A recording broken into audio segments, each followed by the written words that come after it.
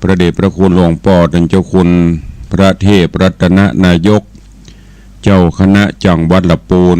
เจ้าอาวาสวัดพระธาตุเจ้าหริปุญชัยจังหวัดละปูนพระเดชพระคุณหลวงพ่อท่านเจ้าคุณพระรัตนมุนี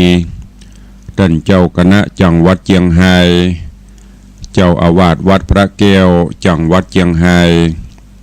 ตลอดจนพระมหาเถรานุเถระเจ้าคณะพระสังฆาธิการภิกขุสงฆ์สามเณรจุตนจุองค์โดยความเคารพขอเจริญสุขเจริญปรสาธุชนญาติโยมผู้ฟังทุกท่านขอน้อมต้อนรับทุกท่านเข้าสู่รายการมรดกธรรมกำเมืองทางสถานีวิทยุกระจายเสียงวัดฝ่ายหินตำบลสุเทพอำเภอเมืองเชียงใหม่จังหวัดเชียงใหม่ส่งสัญญาณกระจายเสียงในระบบคลื่นความถี่ FM 104.50 เมกะเฮิรตซ์สถานีวิทยุวัดหนองกายตำบลสันปะยางอำเภอแม่แตงจังหวัดเชียงใหม่ส่งสัญญาณกระจายเสียงในระบบคลื่นความถี่ FM 99.75 102.0 และ 89.25 เมกะเฮิรตซ์สถานีวิทยุ CM 77วิทยุอินเทอร์เน็ตล้านนาส่งสัญญาณกระจายเสียงในระบบคลื่นความถี่ FM 97.5 เมกะเฮิรตซ์สถานีวิทยุพระพุทธศาสนาจังหวัดเชียงไฮ้ส่งสัญญาณกระจายเสียงในระบบคลื่นความถี่ FM 99.50 เมกะเฮิรตซ์และวิทยุชุมชนเสียงตามสายหอกระจายข่าวตามวัดตามวาตามหมู่บ้านต่างๆตีสมปานเจ้าวัดปอแก่ปอแคว้นได้เปิดให้ญาติโยมได้รับฟังกันอยู่ในเวลานี้พร้อมกันนี้เจริญสุขเจริญปรสาธุชนญาติโยมที่ติดตามรับฟังทาง Facebook เฟซไลฟ์ทางเว็บไซต์ต่างๆไม่ว่าจะเป็น Facebook ของ104ธรรมะคลายเครียด Facebook ของวัดฝ่ายหิน Facebook ของตุเจ้าบ้านนอกทิตะสิปโปวัดศรีรัตนมงคลร้องยาว Facebook ของวัดวังสิงห์คำแล้วก็หลายๆ Facebook ตีญาติโยมได้ฟังแล้วก็ปากันกดแชร์กดไลค์ส่งเสียงธรรมสู่ญาติธรรมในยามเจ้ารายการนี้ดำเนินโดยอาตมภาพพระครูวิสิทธิ์ศรีลาภรณ์เจ้าคณะตำบลป่าแดดเจ้าอาวาสวัดวังสิงห์คำตำบลป่าแดดอำเภอเมืองเชียงใหม่จังหวัดเชียงใหม่เป็นผู้ดำเนินรายการนำเสียงธรรมมาพบปะกับญาติโยมเป็นประจำเชียงใหม่ละปูนลำปางฟังกันเมื่อยามเจ้า6 โมงป่ายถึง7 โมงเจ้าโดยประมาณ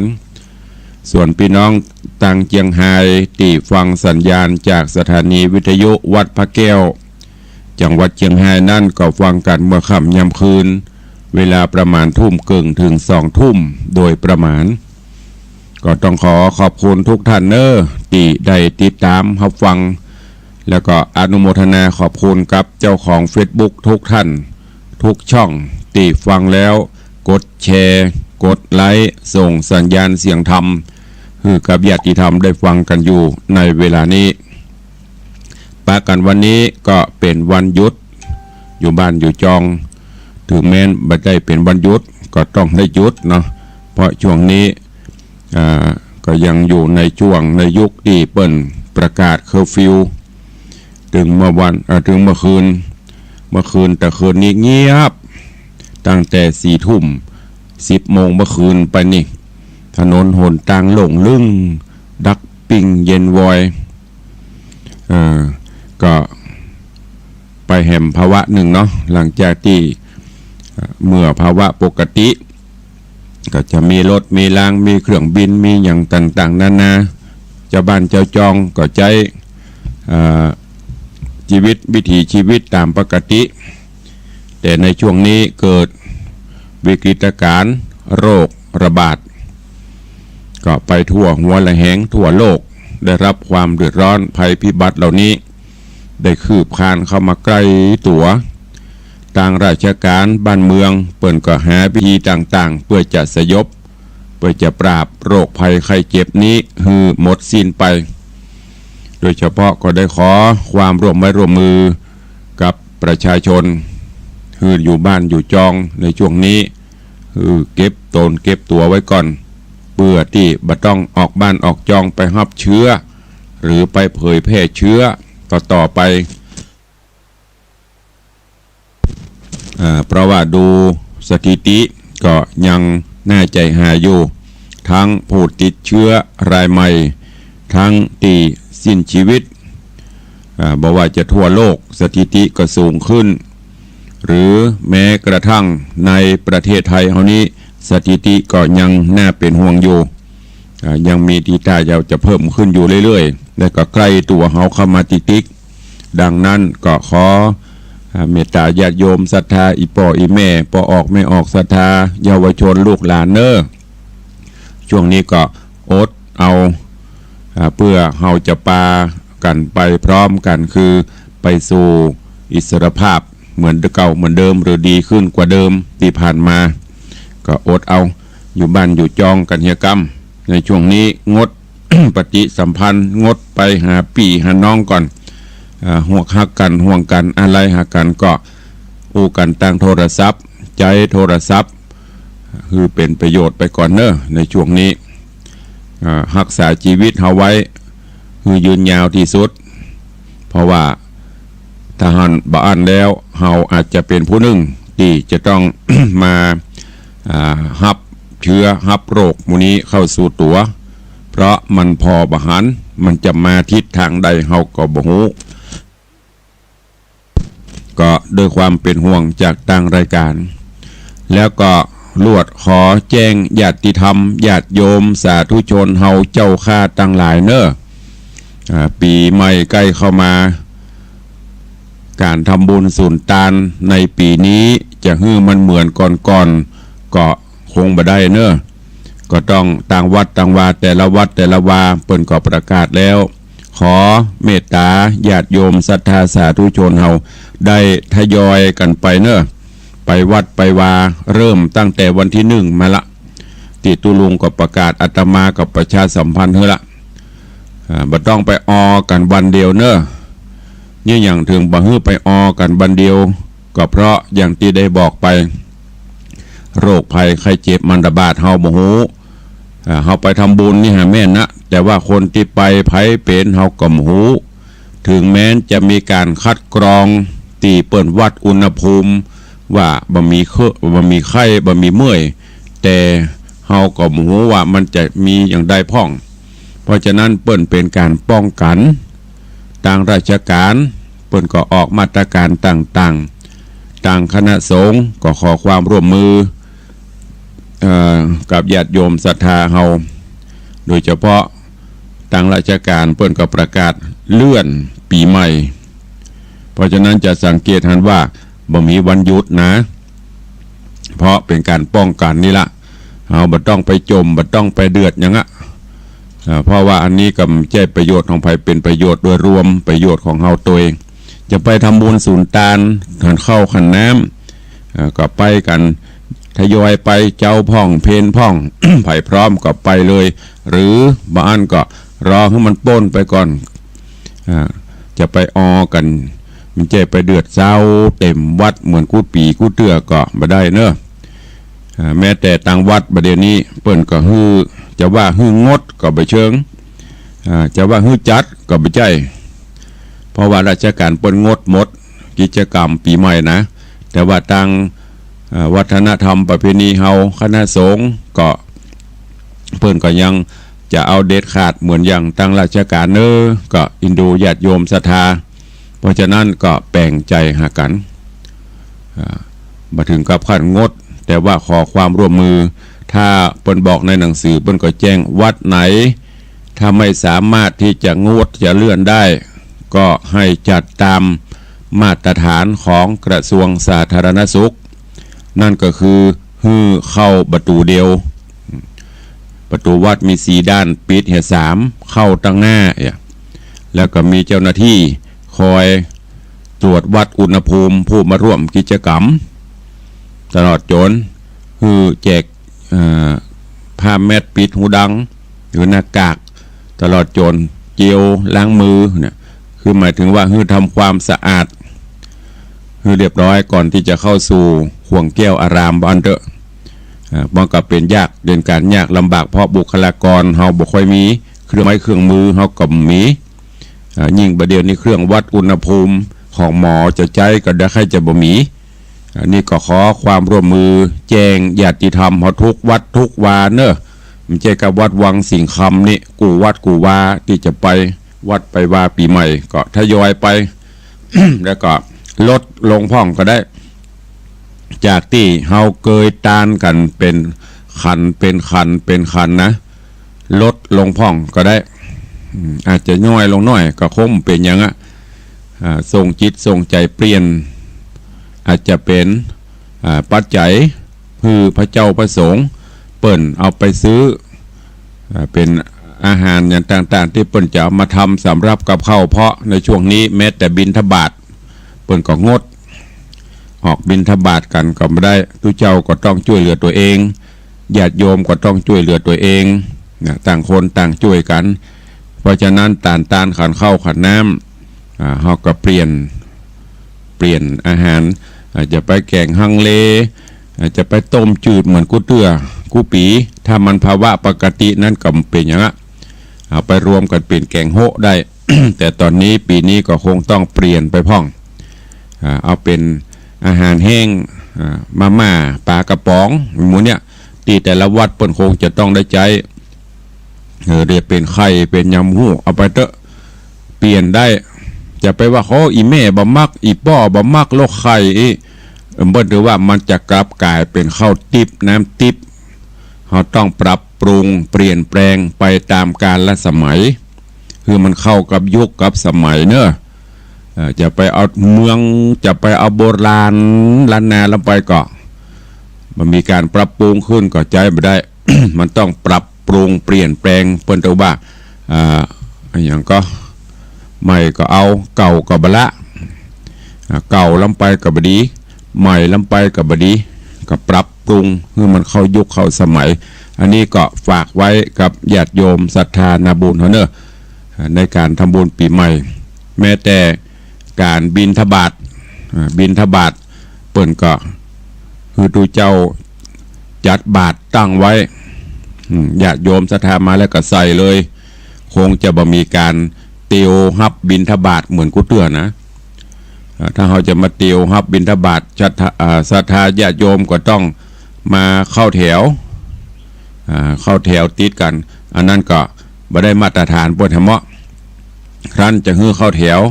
ห่างกันคนละเม็ด2 เม็ดกับปูนเตียวจะเป็น2 กิโลวะเนอะมันจะแล้วนะ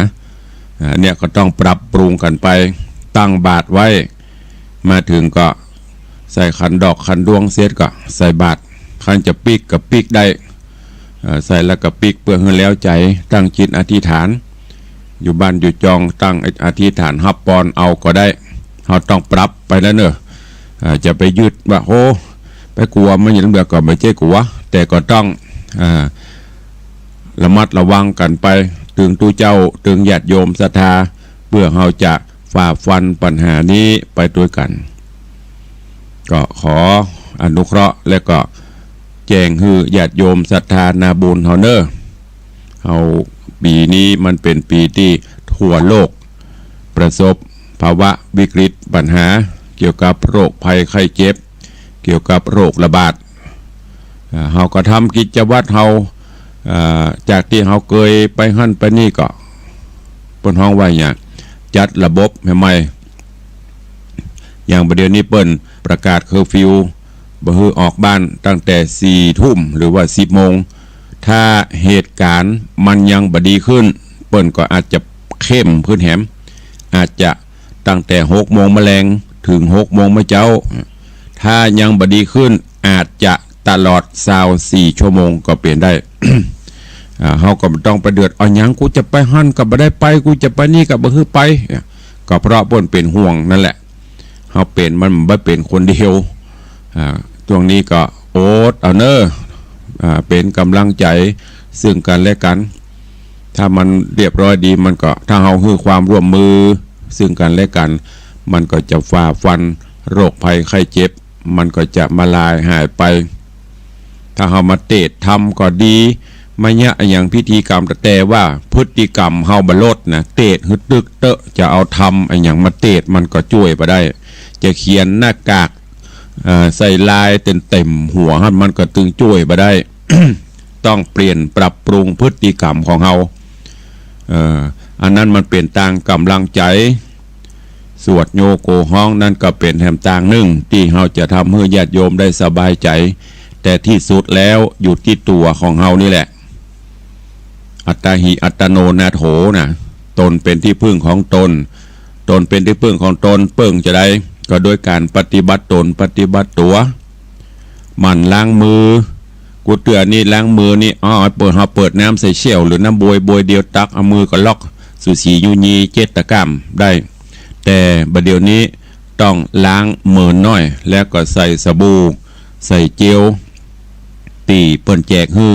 มันบะมีกับสบู่เขาน่ะสบู่ที่เฮาใจถูตัวถ้ามันเหลือน้อยก็เอาไปไว้ตั้งนอกเอาไว้ล้างมือ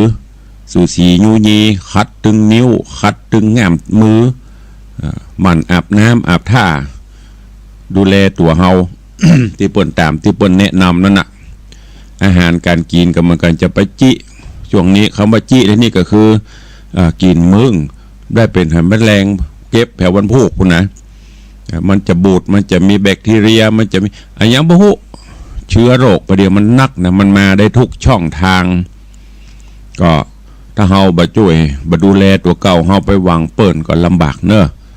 เนี่ยอย่างที่บอกอัตตาหินั่นแหละ ช่วยตัวเก่าเฮาดูแลตัวเก่าเฮาเสื้อผ้าอาภรณ์ก็ต้องมันซักมันสีดูแลโดยเฉพาะความสะอาดก็อย่างที่ครูบาอาจารย์ปนบ้านน่ะถ้าเอาวิกฤตเป็นโอกาสก็ดิ่งกูเตือนนี่เฮาบ่ได้ดูแลตัวเก่าบ่ได้ดูแลสุขอนามัยตำบ้านตำจองตำตัวเก่าเฮานี่ปล่อยปะละเลยแต่ในช่วงนี้ถ้าพองมองในแง่ดีก็ดิ่งนั่นก็คือเฮาได้มีโอกาสดูแลตัวเก่าเฮาเอาใจใส่พ่อตัวเก่าเฮาผมเผาโลกลุงลังก็หมั่นตัดหมั่นสะอาบน้ำอาบท่าชำระร่างกายตึงกายตึงใจก็จะดีขึ้นจะไปเนี่ยอย่างกูเตือนนั้นมันจะได้ก็ได้บ้านจองหอเฮือนช่วงนี้อยู่บ้านอยู่จองก็มีเวลาเพียวปัดไปโดยเฉพาะของเฮานี่เมืองเหนือหรือว่าเชียงใหม่เฮานี่มันไปแจ้แก้โควิดนะฝุ่นตัวมลภาวะเป็นพิษไว้กับไม้ป่านักโฮมควันปอต้องมาโดพอกลัวตั้งอันโรคระบาดนี่แฮม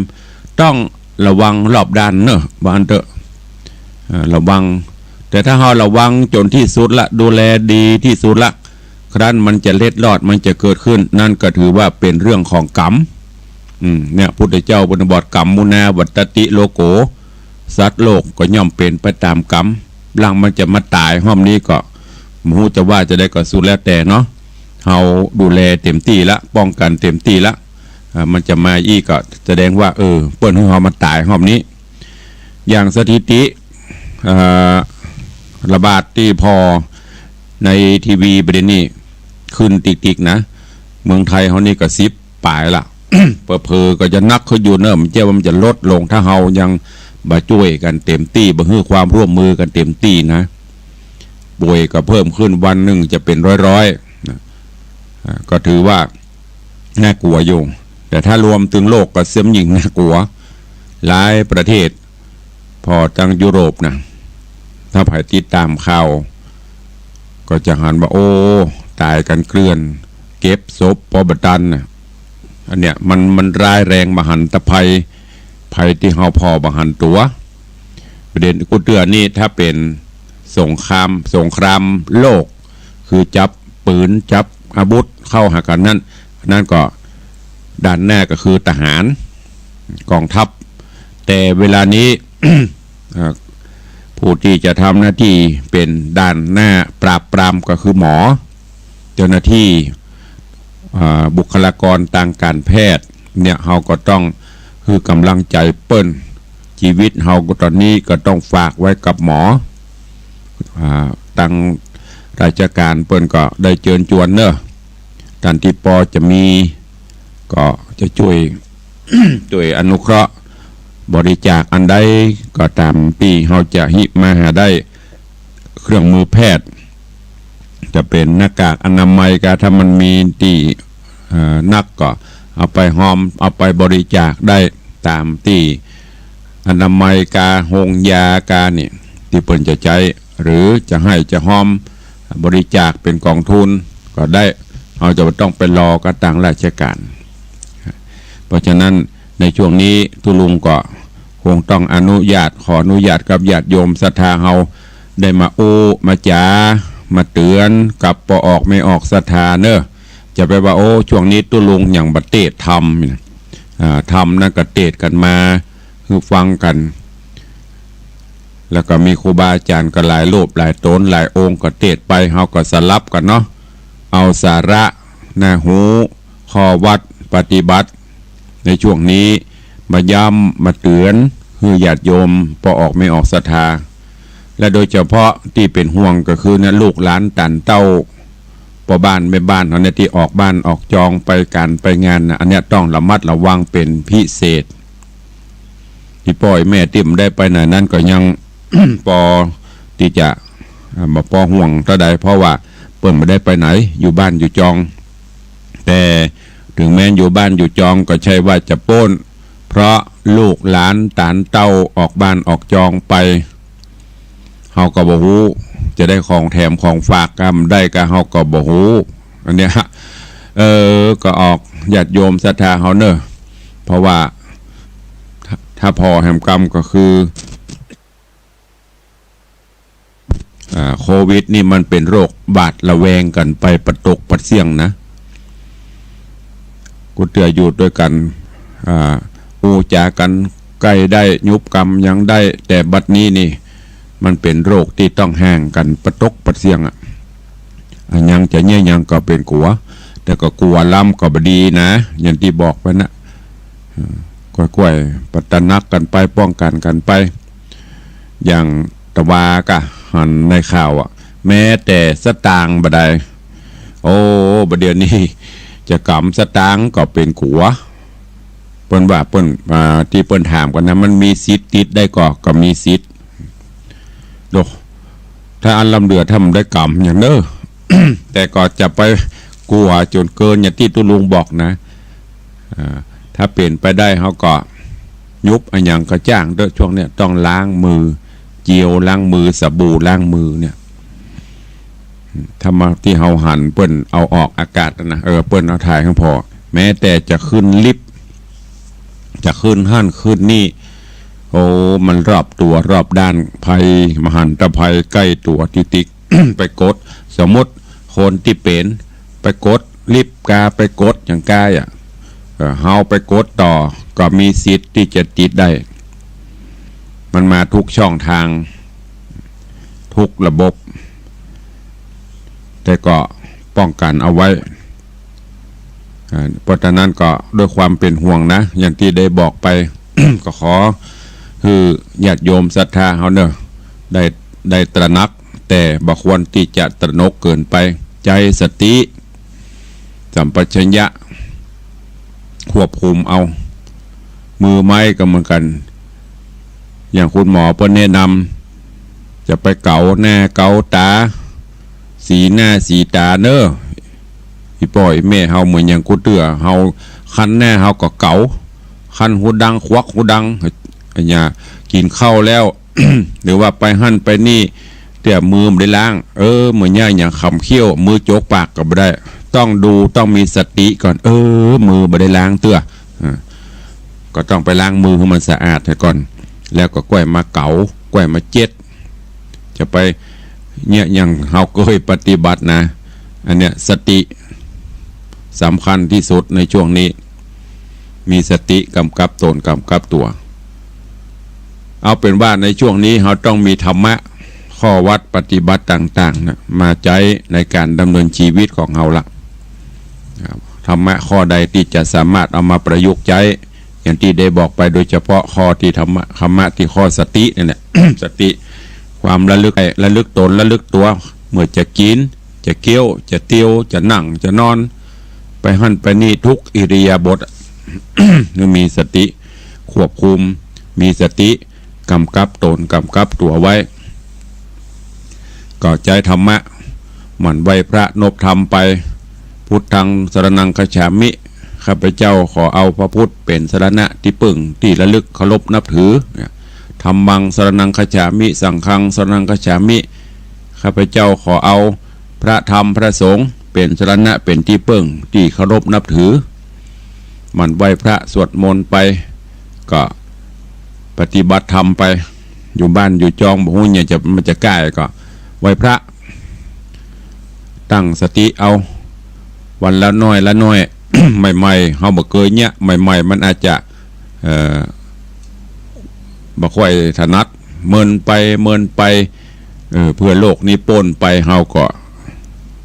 จะได้ปฏิบัติธรรมแล้วก็ได้ซึ้งขึ้นแหมยุคนี้ก็ขอเป็นกำลังใจให้กับญาติโยมสาธุชนเฮาเจ้าข้าเนอะได้เอาศีลเอาธรรมประพฤติปฏิบัติธรรมไปชีวิตเฮาก็จะหลอดพ้นจากวิกฤตชีวิตเฮาก็จะพ้นไปแล้วก็ถ้ามองหรือว่าถ้าพอในวิกฤตนี้คือเป็นโอกาสอันหนึ่งก็คือลูกหลานตันเต้าเยาวชนคนดีทั้งหลายจะได้มีโอกาสหวนคิดพิจารณาตลอดจนอีป้ออีแม่เฮาก็เหมือนกันพ่อบ้านแม่บ้านเฮาก็เหมือนกันเฮาจะได้มาเริ่มใจชีวิตในแบบที่ว่าประหยัดมัธยัสถ์ตลอดจนหาแนวทางที่เราจะปฏิบัติไปเมื่อก่อนบ่มีไผโลคืดบ่มีไผกึดบ่มีไผคิดว่าเหตุการณ์บ้านเมือง มันจะเป็นจะอีเราก็เลยใช้ชีวิตกันแบบสบายทีนี้มามองถึงกรรมโบราณล้านนาที่ครูบาอาจารย์เพิ่นว่าไว้ตามีหน้าพอหน้าบหันนั่นเป็นการเตือนเฮาท่านทั้งหลายบ่ให้ประมาทเนี่ยเหตุการณ์ตั้งหน้ามันมีภัยจะหูว่ามันจะเกิดอะไรอย่างขึ้นเหตุการณ์บ้านเมืองตั้งหน้าโลกมนุษย์จะเปลี่ยนแปลงไปจะได้เฮาก็บ่ฮู้ อย่างวันเนี้ยประเดี๋ยวเนี้ยเฮามาประสบวิกฤตกันบ่ใช่ก็เฮาทั่วโลกเศรษฐกิจระบบอะไรอย่างต่างๆตอนนี้ราบโรงงานต่างๆที่ใหญ่โตก็ปิดตัวลงการคมนาคมต่างๆก็ปิดลงการดำเนินชีวิตต่างๆสะดุดหมดเมื่อโลกนี้พ้นไปก็จะต้องมานับหนึ่งทำไมเพราะฉะนั้นถ้าเราเอาอันนี้มาเป็นโอกาสว่าตอนนี้ไปเราจะต้องวางแผนชีวิตเราแม้แต่การใจใจในชีวิตประจำวันกูเตือนนี่โดยเฉพาะแม่บ้านเขานี่ไปหันไปนี่หันเสื้อก็ซื้อหันผ้าก็ซื้อหันกระเป๋าหันอะไรอย่างบอกว่าเกิบกาอย่างกาทางที่บ้านก็มีเปลอะซื้อแต่ตอนนี้ไปนี่ต้องมาเปลี่ยนใหม่ละอันไหนที่มันไม่จำเป็นก็ต้องเอามาใส่เอามาซื้ออย่างละใจที่มันจำเป็นลูกหลานเขาก็เหมือนกันแม้แต่กระทั่งหาเงินหาทองมาได้แบตีนแบมือขอพ่อขอแม่ถ้ามันมีถ้าปกติพ่อแม่เสาะปอว่าหาเสาะหาได้มันก็มีปัญหาแต่ณเวลาเนี้ยเราจะไปแบมือขอภัยสตางค์กับได้อีพ่ออีแม่กับไม่ได้ไปทางใดแต่ถ้าเฮาหูจักเอาตัวรอดคือฝากอย่างไว้เมื่อมีหูจักเก็บหูจักฝากประหยัดมัธยัสถ์อดทนเฮาก็ฝ่ามันมาได้อันเนี้ย เราต้องมาวางแผนใหม่แล้วเนอะอีป่อยแม่ญาติโยมลูกหลานตันเต้าเยาวชนคนดีแล้วก็แม้แต่การห้ำการเฮียนเมื่อก่อนเฮาตันทั้งหลายมีลูกมีหลานเข้าโรงเรียนบ้านไผบ้านมันอันนี้ย้อนไปเมื่อก่อนนะเข้าโรงเรียนวัดแต่ละหมู่บ้านเปิ้นก็จะมีโรงเรียนไปจำหมู่บ้าน หลังๆมานี่ปากันเอาลูกหลานไปฝากไปเข้าโรงเรียนที่ดังๆที่มีชื่อมีเสียงโรงเรียนบ้านนอกบ้านนาก็ยุบกันไปหมดยุบไปเป็นโรงแม้แต่บางตำบลบ่มีสักโรงยุบไปหมดเพื่ออย่างเพื่อหวังให้ลูกจบปริญญาหวังลูกจบด็อกเตอร์หวังลูกไปเป็นนายธนาคารหวังให้ลูกไปเป็นนายห้างไปเป็นนั่นเป็นนี้แต่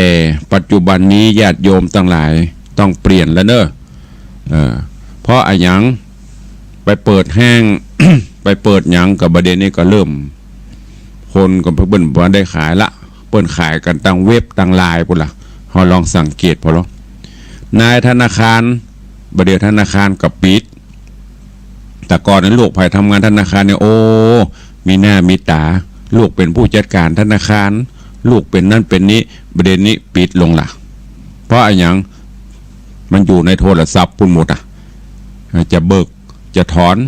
จะฝากจะยังนี่กดโอนหากันตุ๊ดแม้แต่คนจะทำบุญสูนตานประเดียวเปิ้นกระเป๋าสตางค์เงินสดล่ะกด อย่างก็เปิ้นห้องก็อย่างก็น่าลืมไปละบาร์โค้ดยิงครับปิดร่วมทำบุญ100 บาท 1,000 บาทเนี่ยปุ่นมันไปเข้าบัญชีปุ่นเนี่ยลูกหลานที่เป็นนายธนาคารลูกหลานที่เป็นทำงานธนาคารตกงานหลายเรื่องนะที่เราต้องมาเปลี่ยนใหม่ละต่อไปนี้มันต้องไปโซนมาละที่จะไปเอาส่งลูกไปจะเป็นด็อกเตอร์พูดนะประเดี๋ยวด็อกเตอร์ก็นักเต็มบ้านเต็มเมืองแต่ประเดี๋ยวนี้ด็อกเตอร์ก็จะตกงานละเพราะฉะนั้นต้องเปลี่ยนใหม่อย่างมาหาวัดเนี่ยอาตมาจะบอกลูกหลานเฮ้ยเปลี่ยนมาเอาตังวิชาชีพเนอะช่างซ่อมรถกาช่างตัดผมกาเสริมสวยกาหมูนี้พอจะเอาตัวรอดอยู่เพราะอะไรอย่างมันมีลูกไปส่งเสริมสวยทางอินเทอร์เน็ตเนี่ย ใหญ่ๆอยู่บ้านนั่นมันมีต้องใจฝีมือเฮาซ่อมรถนี่มันมีซ่อมทางอินเทอร์เน็ตนอกจากว่าเฮาเปิดแล้วเฮาประกาศทางอินเทอร์เน็ตรับซ่อมรถทั่วราชอาณาจักรนั่นดีไปได้รถอย่างที่ไหนเฮาไปซ่อมได้อันนี้คือจะเอาตัวรอดอยู่แม้แต่หลายอย่างที่ดูแล้วนะที่เปิ้นพยากรณ์ไว้อาชีพที่จะตกงานคุณเตือนนี้ขับรถรับจ้าง รถ4 ล้อแดงรถประจำทางไปรอดประเด็นนี้มีหลักแก๊ปรถแก๊ปรถอย่างนั้นที่รุ่นใหม่ประเด็นนี้มันต้องไปเกิดรถกดโทรศัพท์ปี๊บเข้าไปเดี๋ยวรถมันล่ะจะนั่งรถเก่งกันจะนั่งรถอะไรอย่างก็ก็เย็นช่ำมาฮับเพติขดายส่งเพติขดายป่ะเนี่ยธุรกิจมูเนี้ยเนอะลูกหลานเยาวชนคนดีทั้งหลายท่านจะต้องมาปรับละจะไปเมากันเล่นเกมจะไปเมากันเล่นเฟซเล่นไลน์เนอะสุดท้ายท่านจะเอาตัวไม่รอดจะไปหวังงอตีนงอมือเบตีนเบมือขอกระปอกกระเม็ดนะต้องศึกษาเอาหูหาวิธีการที่จะมาใช้ในการดำเนินชีวิตของเราเนี่ยคือมันฝ่าฟันโลกนี้ไปฝ่าฟันปัญหาต่างๆไปจะไปเมากาสัมบเลเทเมาเหมือนกูเตือบ่ได้เนอะโลกมันเปลี่ยนแปลงไปอันเนี้ยครูบาอาจารย์เปิ้นก็เป็นห่วงพ่อแม่ก็เป็นห่วงนั่นละเปิ้นถึงแนะนำพร่ำสอนแต่สุดแท้แล้วก็บ่โป้นตัวเฮาอีพ่ออีแม่ก็ไม่ใช่จะอยู่ตัวเฮากูเท่าเต้าตายบ่เหมือนเปิ้นก็ต้องจากเมื่อเปิ้นจากถ้าเฮาบ่ฮู้จักเอาชีวิตรอดบ่ฮู้จักวิธีการดำเนินชีวิตไผจะมาช่วยเฮาก็จะเป็นผู้สร้างปัญหาสังคมล่ะ พ่อแม่จากไปละไว้เอาหิหากับบ่ได้ซอกกินกับบ่จ้างอย่างเงี้ยจะได้ฝากไว้เนอะกับลูกหลานตันเต้าทั้งหลายนำไปคิดนำไปพิจารณาอย่างที่มันจะช่วยเขาได้พอประเด็นนี้เปิ้นใจความสามารถของภัยของมันบางพ่องก็ขายของประเดียวก็ไม่จำเป็นต้องไปเป่งห้างมันต้องไปเป็นร้านใหญ่ละขายทางอินเทอร์เน็ตเนี่ยคือเปิ้นใจความรู้ต่างๆที่มีอยู่เนี่ยเพราะฉะนั้นเรามันต้องไปละอันคณะอย่างก็บัญชีจบบัญชีจบบริหารธุรกิจอย่างต่างๆมุนน่ะแหมน้อยเนี่ยจบก็จบเถอะเอาหูมาตีข้างฝาเป็นด็อกเตอร์เป็นจบปริญญาตรีปริญญาโทปริญญาเอกหลายคนที่มาวัดแล้วแต่อาตมาถามจบอย่างละลูกจบตรีกำลังต่อโทกำลังปรัดต่อไปมันต้องไปต่ออย่างมันนักเอาบอกมันมีเต้าเปิ่นก็เอาแต่ถ้าพร้อมหมดก็ไม่มีปัญหาถ้าพ่อแม่ก็พร้อมครอบครัวพร้อมมันจบแล้วมีงานทำรองรับอันนั้นก็ดีเยี่ยมอยู่แต่ถ้าเอาเมาก็ไปต่อหั่นต่อนี่นะสุดท้ายมาอย่างบ้านเนี่ยธุรกิจต่างๆเดี๋ยวนี้ต้องมาพอแล้วว่าเราจะไปทางไหนจะเอาวิชาชีพหนไหนทางใดต้องพิจารณาให้ดีเนอะเพราะว่าเหตุการณ์บ้านเมืองโลกเรามันเปลี่ยนแปลงไปละอันนี้ก็ด้วยความเป็นห่วงเจ้าวันนี้ก็เลยเอามามาจ๋าหลายๆเรื่องเนอะสัพเพเหระไอ้เด้อในยุคที่โรคระบาดทั้งนี้และทั้งนั้นก็เพื่อญาติโยมลูกหลานฟังแล้วถึงแม้จะเป็นข้อความคิดหันเล็กๆน้อยๆตีตุเจ้าบ้านนอกบ้านนาพอจะมีก็เอาไปคิดพิจารณาแล้วก็เอาไปประยุกต์ใช้ได้เพื่อที่เราจะได้อยู่รอดปลอดภัยครองตนครองตัวครองชีวิตของเราโดยความสุขสวัสดีบ่ต้องไปมีอย่างที่จะมาคัดคือเราได้ตุกอกตุกใจการประกอบอาชีพการดำเนินอย่างต่างๆก็คือพอมีพอกินพอใจพอเรามักจะได้ยินปนบ่าได้โอ้ในช่วงนี้ขอบ่เป็นหนี้เป็นศีลเปิ้นกินได้กินเปิ้นไปได้ไปเปิ้นตานได้ตานที่อีกก็มีความสุขอันนี้แหละคือมีความสุขดี ใจหลักเศรษฐกิจใจหลักการพอเพียงก็บ่ใช่ถึงคำว่าจะต้องมันทุกข์ลงไปนะว่าพอมีพอกินเปิ้นกินเขาได้กินเปิ้นตานเขาได้ตานเปิ้นไปเขาได้ไปมีฝากไว้พ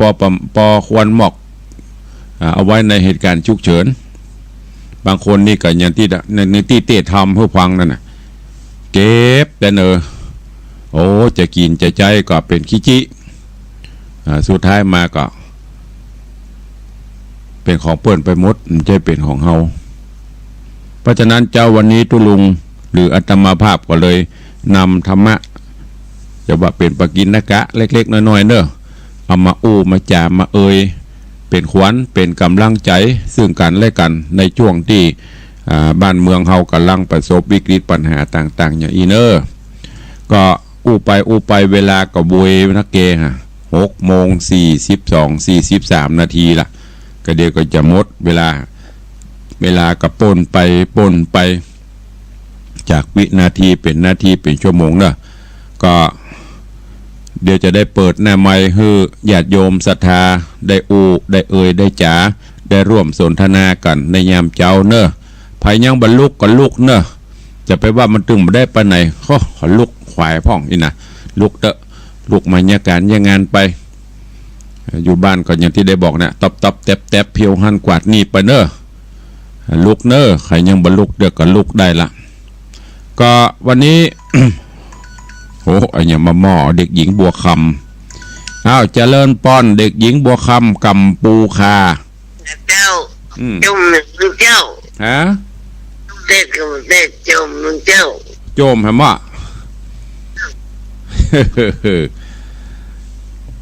ใจเด็กถ้ามาฟังนะมีความสุขดีอันนี้ก็ฟังอันนี้ก็ทำแล้วแม่ก็หลายรสชาติพองกะอันนั้นก็ฟังไปกับไม่กับกำพงกำภาพแล้วก็ฟังกันไปเรื่อยๆนี่ก็เปลี่ยนบรรยากาศได้พ้องกันเด้อเดี๋ยวไปเต้นเขาฟังบ้านบนวันละหมื่นยันเด้อ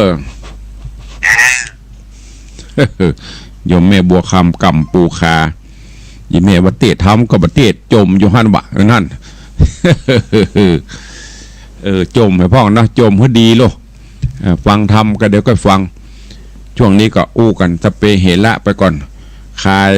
ทุกโศกโรคภัยมันหมดไปก่อนใครจะอู้จะตัวก็เข้ามาเนอะโทร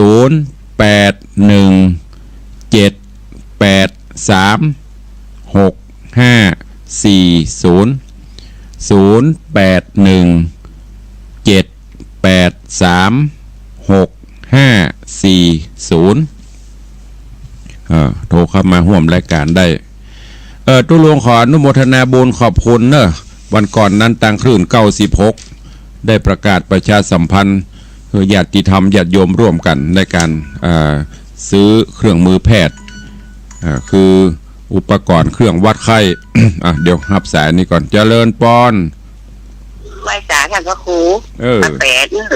ตามบ้านตามมะกล้วยตะแปะเนอะว่าใดท่านพระครูน่ะคุณเฮาบะเก่าเปิ้นว่าตามีทั้งหน้าพอหน้ามหาน่ะเนี่ยมันเกิดหันตะงอนนั่นหรอหันตะงอนหรอหันกะตะงอนเนี่ยนี่เดี๋ยวอ่อนไปเรียนนะท่านพระครูอู้ฟังแต่กี้นะโอ้ตีแก่หนึ่งข้าวหวานหัดหน่อยนะมันจะขายตั้งรายตั้งเล็กตั้งหนักพอดีตั้งสิ่งตั้งว่าจะเล่นประจันนิมนต์มูที่ห้ามเรียนนะเจ้าว่าที่มันจะมีเนี่ยรถกับอันซ่อมรถกับตัดผมเนาะกับตัดผมเสริมสวยกับอันคลินิกนี่นะมันของที่จำเป็นจะแท้ท่านพระครูหันหน่อยนี่ร้านสะดวกซื้ออย่างจะมีอันนี้บ่เนาะเจ้าจ้าเนาะจ้าถูกเจ้าเนี่ยคณะประยุกต์ปะแปะพวกนั้นพวกยังมีไอเดียดีอยู่นะเนี่ยนะอีอย่างแม่ว่าแหมหน่อยนี่มัน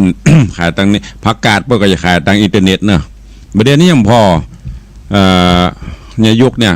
อลออนประเดี๋ยวเขาก็ที่เขาเนี่ยมันจะจบด็อกเตอร์นะจบพอดีเนี่ยพอเขาขายกินขายอย่างตังอินเทอร์เน็ตเท่านั้นเจริญปอนไว้สาครับท่านพระครูจากแม่ออนนะครับเนอะเอาว่าดีเหมือนกันเนอะมันสงบดีเลยสบายอกสบายใจอยู่บ้านก็ดีสบายใจดีเนี่ยย้อนยุคทำคิดทำใจว่าไงเนาะครับผมครับเป็นกำลังใจเนี่ยครับ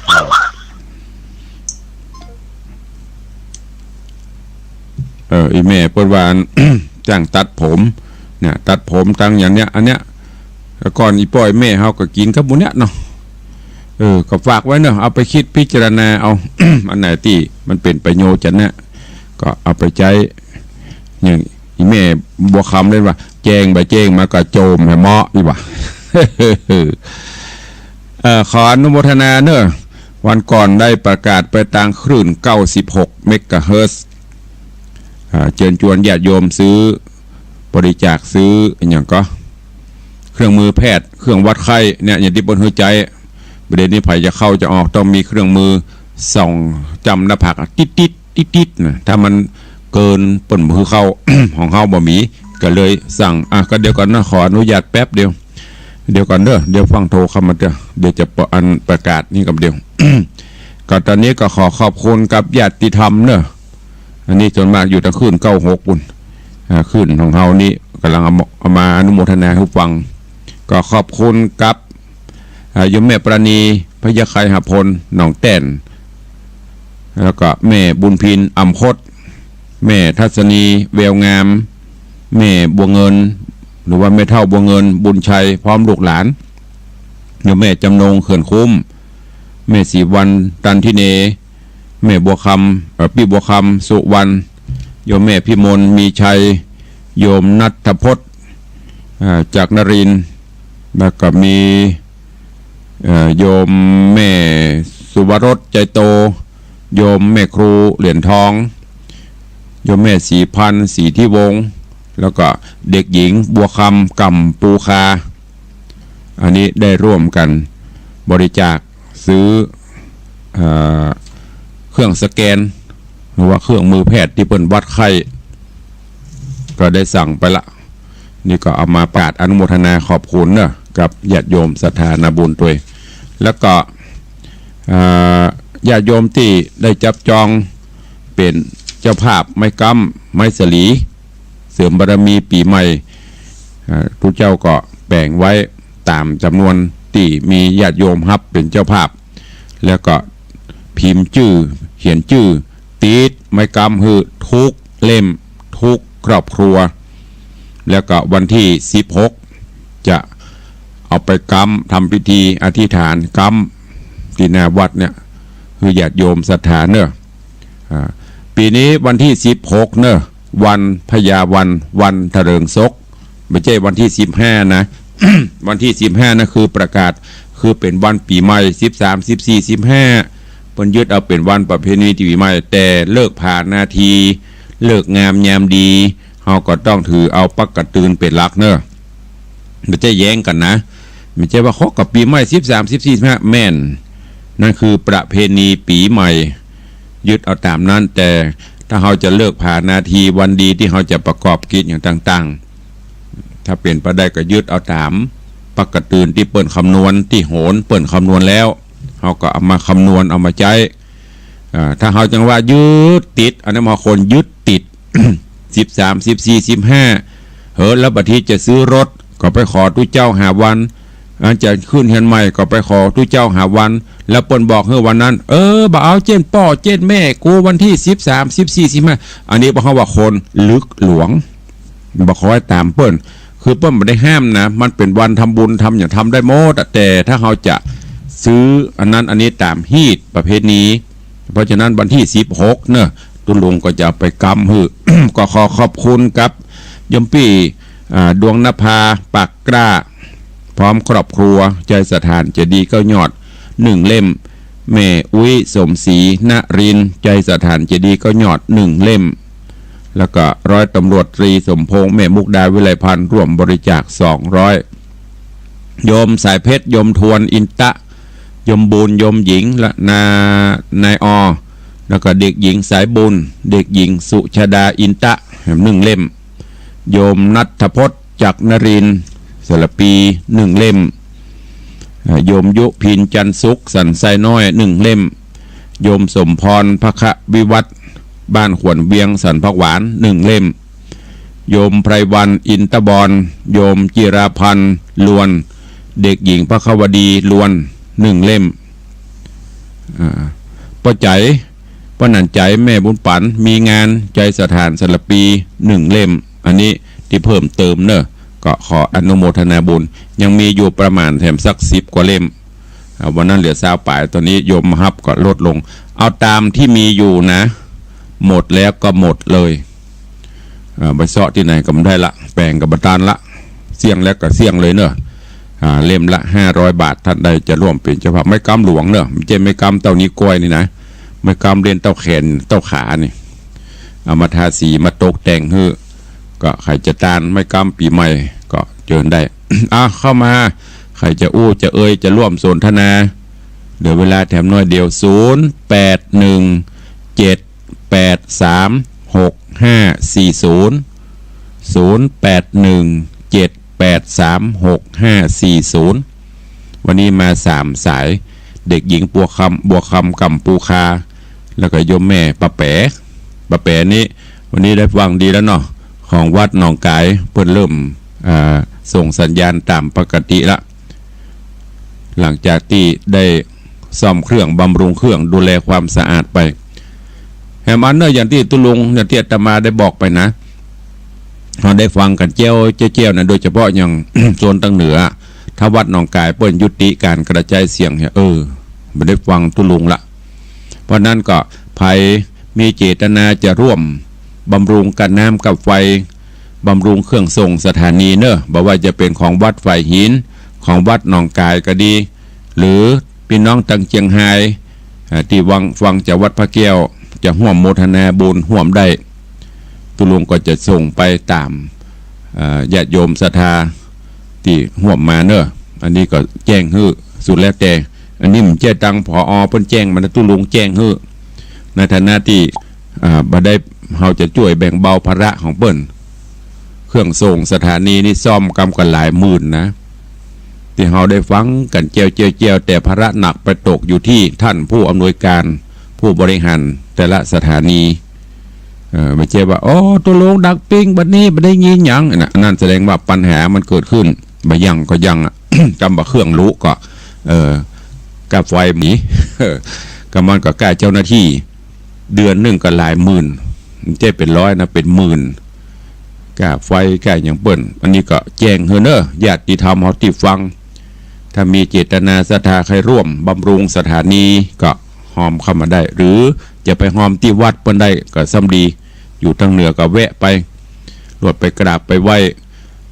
พระพุทธรูปอายุเป็นพันปีที่วัดหนองกายก่อนที่เขาจะขึ้นไปวัดพระบาทสีห้อยนะก็ไปไหว้ไปสาไปร่วมทำบุญได้ถ้ามาตอนในเวียงใครไปวัดไฟหินบางคนถามวัดไฟหินอยู่ที่ไหนวัดไฟหินอยู่หลังมชขึ้นถนนสายตั้งหลังมชนะตั้งใต้นะเส้นที่แน่เส้นที่หงยาสวนดอกนะตรงขึ้นไปที่จะขึ้นช่องเจ็ดนะขึ้นประเดอะม้วนบรรยากาศเงียบสงบอยู่วัดไฟหินได้ยินอีวอกอีก้างหุยชะนีหุยเพราะมันติดสวนสัตว์ท่านน่ะบรรยากาศเงียบไม่ใช่เหงานะบรรยากาศเงียบเย็นสบายมีท่านอาจารย์พระครูสมุวิศวัตรวรกิโจผู้อำนวยการสถานีแล้วก็หลวงพ่อได้ดูแล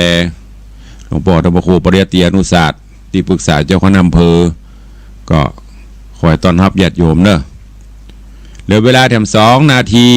ใครจะสนทนาร่วมในรายการเข้ามาได้0817836540วันพุธจะเริ่มเตะละวันพุธจะเริ่มเตะทำละอีแม่บัวคำว่าแจ้งบ่แจ้งกระจมนี่หรอ มันได้จมนะเพิ่นเอาสาระน่าคิดข้อหู้เรื่องสปันมาโอ้ในยุคนี้แล้วก็วันพุธอีเมบัวคำกำปูคาก็เริ่มเนอะใส่กันทำวันละสาบัดก็เอาพี่คำว่าจะได้นี่หยังฮัลโหล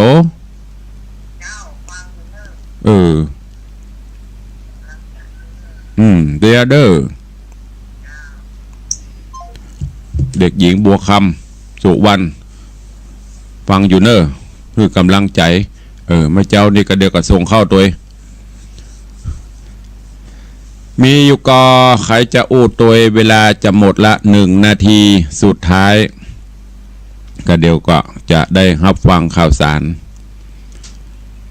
วันพุธจะเริ่มเทศละกำพร้าหมาด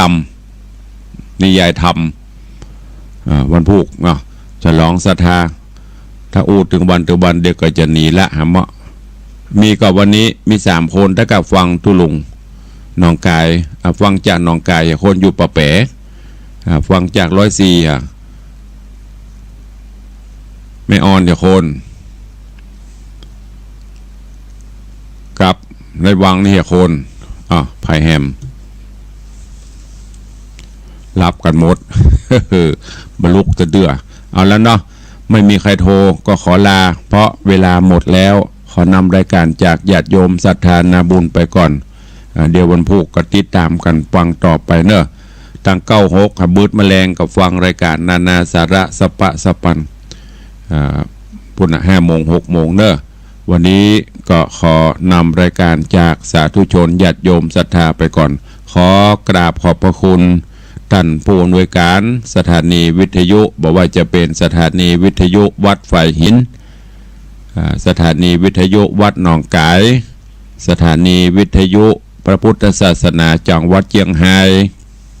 ตลอดจนเจ้าของ Facebook เฟซไลท์ทุกช่องทุกท่านเนอ ตีได้ร่วมกันริ้งสัญญาณถ่ายทอดสัญญาณเสียงฮือกับญาติธรรมญาติโยม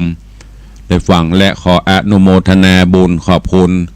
กับญาติโยมอุบาสกอุบาสิกาทุกบ้านทุกจองทุกท่านทุกครอบครัวเนอะที่ได้ติดตามรับฟังรายการแล้วก็ได้โทรเข้ามาร่วมรายการตัวขอความสุขสวัสดีจุงบังเกิดมีกับทุกท่านอยู่ดีมีสุขอายุมั่นขวัญยืนเนอะเจริญไปด้วยอายุวันนะสุขะพละเหมือนกันทุกคนทุกท่านเทินขอเจริญปอน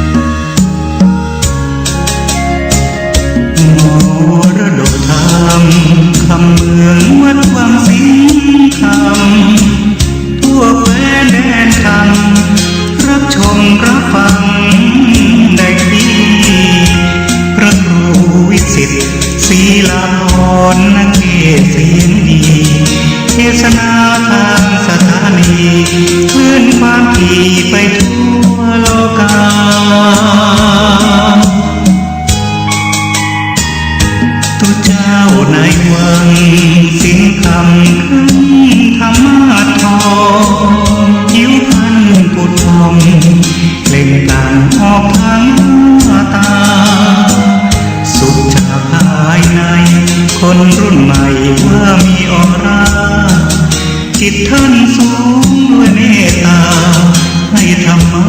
กับสา